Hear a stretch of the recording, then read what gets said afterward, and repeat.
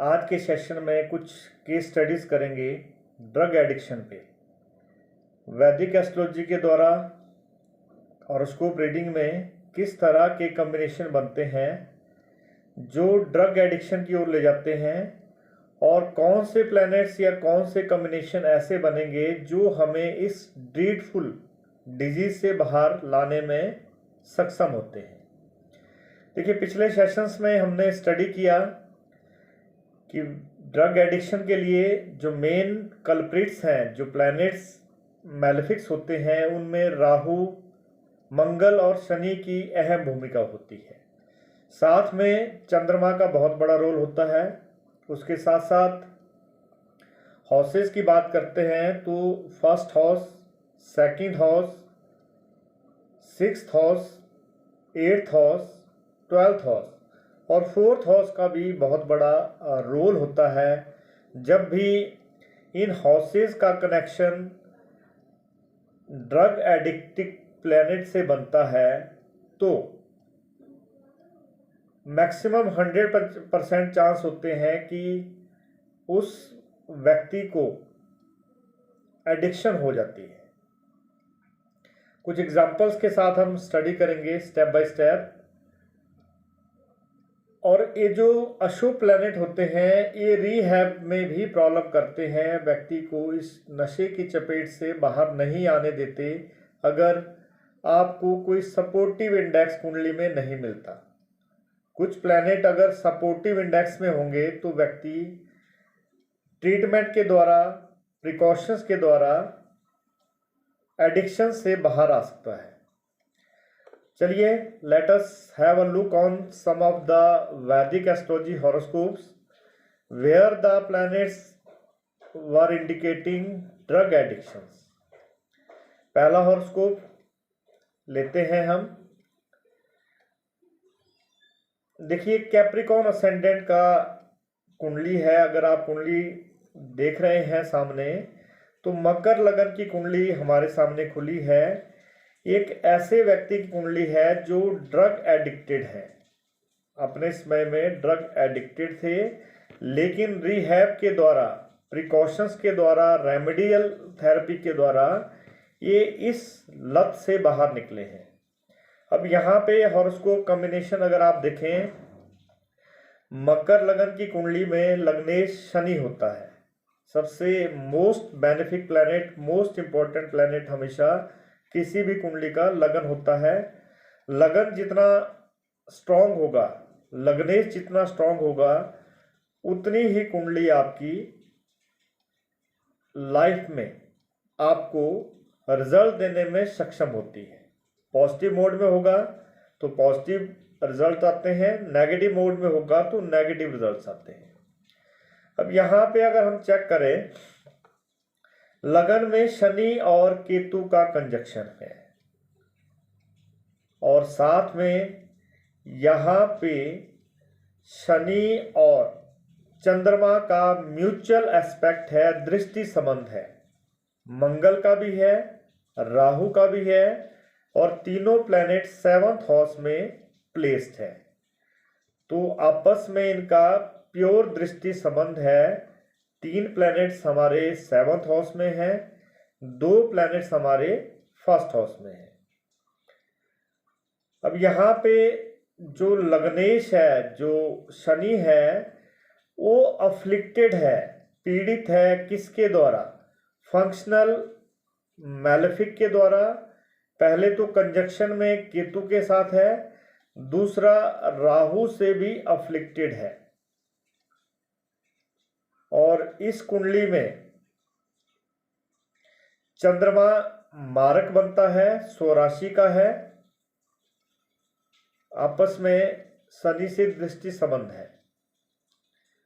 अब second house पे अगर हम चेक करें तो सेकंड हाउस में वीनस यहाँ पे प्लेस्ड है, और मकर लगन के लिए वीनस राजयोग कारक प्लैनेट होता है।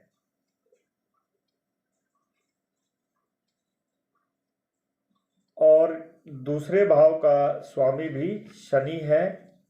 तो यहाँ पे अगर हम ड्रग एडिक्शन की कैलकुलेशन करते हैं तो शनि पहले भाव का भी स्वामी है, दूसरे का भी स्वामी है। फर्स्ट हाउस में शनि थोड़ा सा अफेक्टेड है। सेकंड हाउस यहाँ पे स्ट्रॉन्ग है क्योंकि वीनस की पोजीशन इस हाउस को स्ट्रॉन्ग करती है। राजयोग कारक प्लैनेट होता है शुक्र मकर लगन में। अब यहाँ पे अगर हम देखें तो जो कंजक्शन ऑफ मून मार्स और राहु का है वो बहुत ही खराब है, अशुभ स्थिति में है, 7th हाउस में बना है।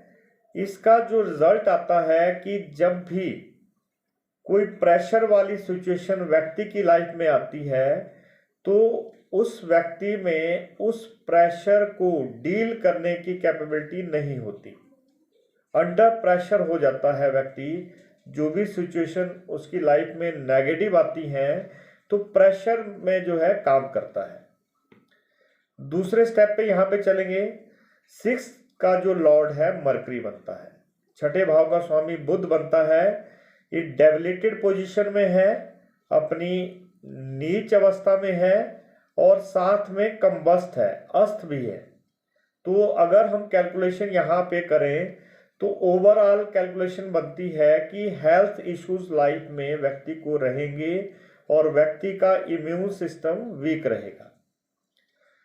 नेक्स्ट स्टेप में देखेंगे conjunction of Mercury with Sun and Jupiter is another negative factor for the health. यहाँ पे अगर 3rd हाउस में देखें, जुपिटर सूर्य और मरकरी का जो कंजक्शन है that is not much favourable because मकर लगन की कुंडली में कैप्रिकॉर्न असेंडेंट में सूर्य फंक्शनल मैलेफिक होता है, सबसे अशुभ कारक होता है, और गुरु भी यहाँ पे अशुभ कारक होता है क्योंकि सूर्य की मूल त्रिकोण राशि 8th हाउस में प्लेस्ड होती है और गुरु की मूल त्रिकोण राशि 12th हाउस में होती है। तो मैक्सिमम 75% जो रिजल्ट्स आते हैं वो मूल त्रिकोण राशि के आएंगे। सूर्य और गुरु की यहाँ पे भूमिका प्रॉब्लमेटिक रहेगी इस कुंडली में। जब भी एक्टिवेशन में आएंगे, पीरियड सब पीरियड में आएंगे तो कभी भी फेवरेबल रिजल्ट नहीं देंगे, ऑब्स्टिकल लाएंगे, सेटबैक्स लाएंगे, रोग लाएंगे, हॉस्पिटलाइजेशन करेंगे, अनवांटेड एक्सपेंसेस करेंगे और जो मेंटली थॉट प्रोसेस है उसको डिस्टर्ब करेंगे। That is the prime job of the Jupiter and Sun in this horoscope.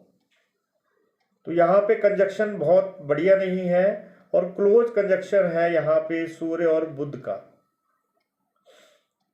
बुध यहाँ पे हेल्थ का कारक है, पहले ही बताया है, डेबिलिटेड स्टेट में है, कम्बस्ट स्टेट में है।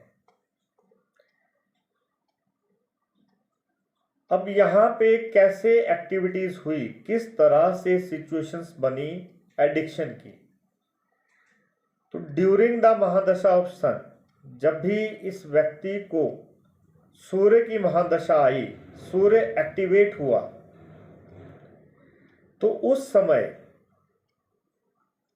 जिसका ये हॉरोस्कोप है वो सीरियसली एडिक्टेड हो गया ड्रग्स की फील्ड में। लेकिन यहां पे प्लस पॉइंट अगर हम काउंट करते हैं, Venus in the 2nd house और strong Saturn as a lord of 2nd house और लग्नेश होने की वजह से यहां पे इंडिकेट होता है स्ट्रॉन्ग होप ऑफ रिवाइवल कि लगन स्ट्रॉन्ग है, 2nd हाउस स्ट्रॉन्ग है, तो यहाँ पे रिवाइवल के चांस बढ़ जाते हैं अगर आप एडिक्टेड हो जाते हो तो। During the drug addiction situation, जब इस हॉरोस्कोप पे स्टडी हुई, बात हुई,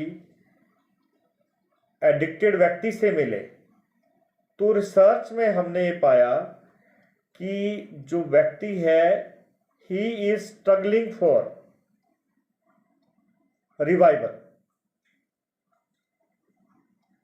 एडिक्शन में तो व्यक्ति गया, लेकिन जो थॉट प्रोसेस उसके पास है, जो बिल्ट ऑफ थॉट प्रोसेस है, वो रिवाइवल का बना है।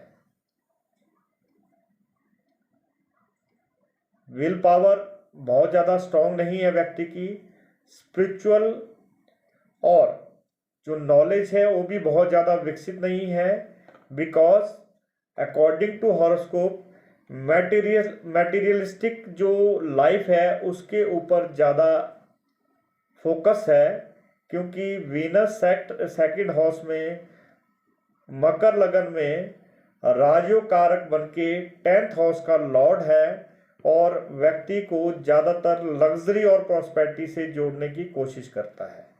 तो इनका प्रोफेशन भी इसी तरह का है।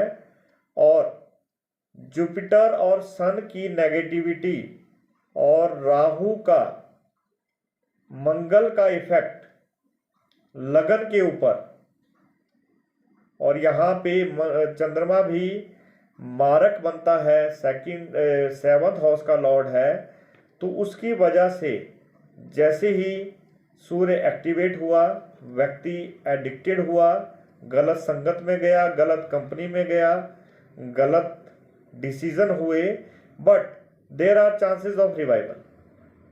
यहाँ पे इस कुंडली में रिवाइवल के चांस हैं और एक गुड फॉर्च्यून यहाँ पे दिखता है अकॉर्डिंग टू हॉरोस्कोप। ये जो स्टडी है this is only based on the ascendant chart.